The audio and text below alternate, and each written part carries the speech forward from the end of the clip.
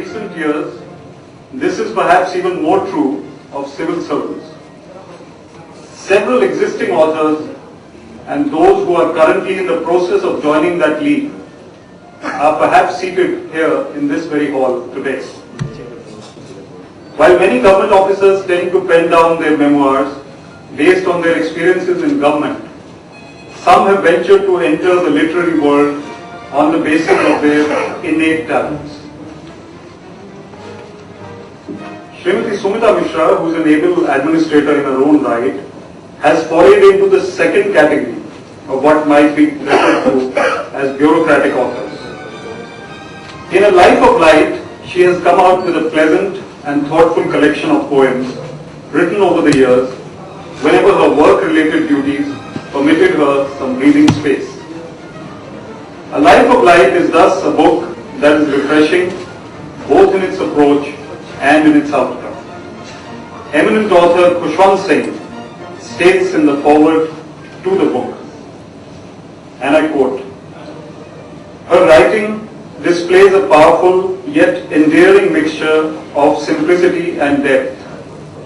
Whether it is the bittersweet aftertaste of remembered love, as in the poem One Town, or the existential questions she voices in Calculus. Which one of us has not wondered at some point?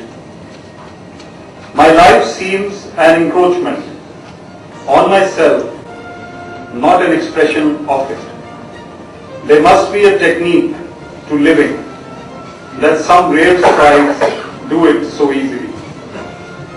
Ladies and gentlemen, I now present to you the author of A Life of Light herself, Srimati Sumita Misra.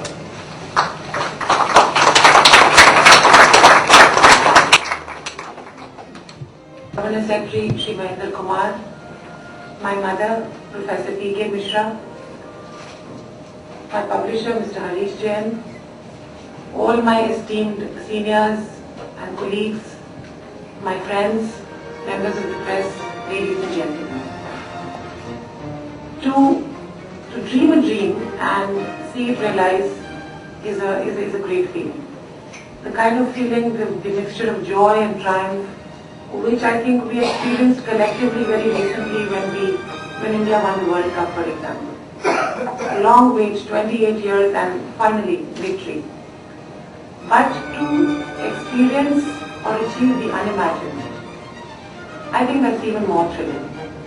And in my case, it is the latter which is true.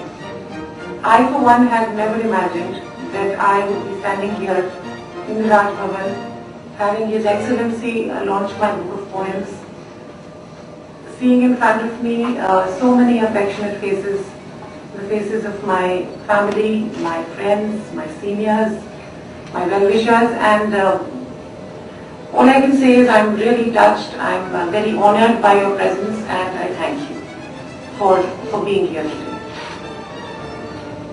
Like many of us do, I started scribbling poetry while in school. Subsequently, I joined the administrative service, and very soon all of my creative energies were channelized into balancing between work, official work, marriage, kids, etc., etc.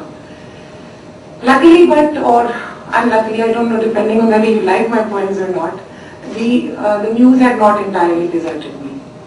And bureaucratic life is always full of ups and downs.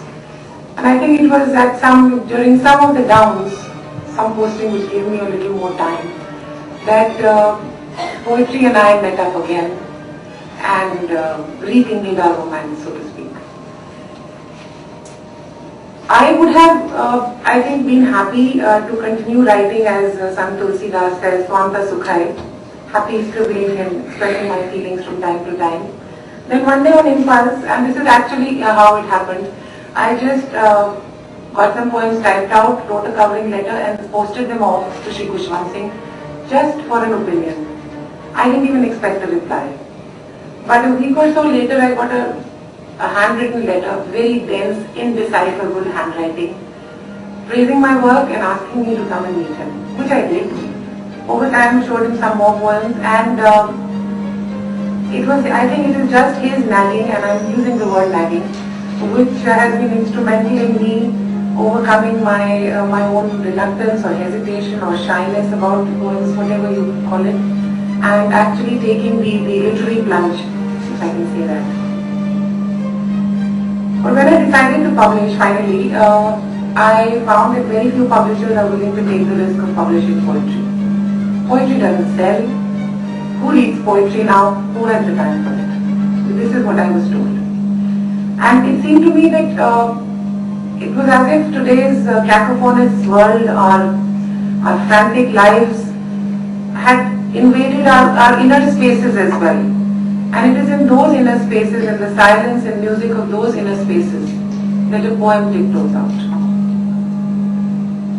Poetry represents or talks about everything from prayer to passion and all the emotions in between. And that is why I am convinced that though the public space for poetry has shrunk today, we are no longer in the times when poets were celebrated, and whether in India or abroad. But even so, even though this public space has shrunk, it will never disappear. I actually believe that every new poet has something meaningful to say. And it is our loss if we do not stop to listen. I also hope that, since I believe in new poets, I hope that you or my poems will find, good or bad, again I cannot say, will find some resonance in your hearts and minds as well. This is obviously a very motley collection, as I mentioned, writing through school, spanning almost the last 25 years of my life. They do not tell a story, so please don't look for one. The poems are just, they represent moments of truth in my life or in my journey so far. Moments of happiness, moments of joy and hope, moments of love, of despair, and I think above all moments of wonderment at the drama of life itself. I will not say more, but before I end, I would like to express my deep gratitude to His Excellency for bestowing upon me the honor of launching my book today, as well as to Madam Lady Governor. I also would like to thank Srimati Kumar, who made today's event so flawless and perfect by his management skills. This book, which as I said has been many years in the making, is dedicated to my parents, to my father, who is no more with me, but whose love is always with me, and to my mother. I'm just simply delighted that she's come specially from Lucknow to bless me today. Conventional wisdom says that parents aspire to be proud of their children. But the values my parents personify, I'm just so proud to be their daughter. Thank you, Mom. And a special thanks to my husband Paramjeet and my brother Sanjeev, mainly for putting up with me and for their constant love and support. A big thanks to my darling daughters Arshi and Gurmeher. They have forced me to grow up, but they still keep me young at heart, and I like that combination. Same goes for Pranav and Radhika, my nephew and niece. For my friends, what can I say except that you really are the spice of my life, and thank God for you. A warm thanks to Vivek, who is another very old friend, and to each one of my senior colleagues, my mentors, members of the press, my other friends and guests who are here today. A very, very big thank you for taking out the time to be here. Your presence here really is a tremendous encouragement to me. I feel I am part of a family, and a family that is both encouraging and accepting. So thank you for your support. And at the same time, I can't resist adding that I hope you will take your support to the next level and actually buy a copy of the book. So once again, and when you do buy that copy, I hope you will be kind in your assessment of my fledgling effort. I hope you will be generous. Once again, I thank His Excellency so much. I thank all of you for making today so memorable for me. Thank you.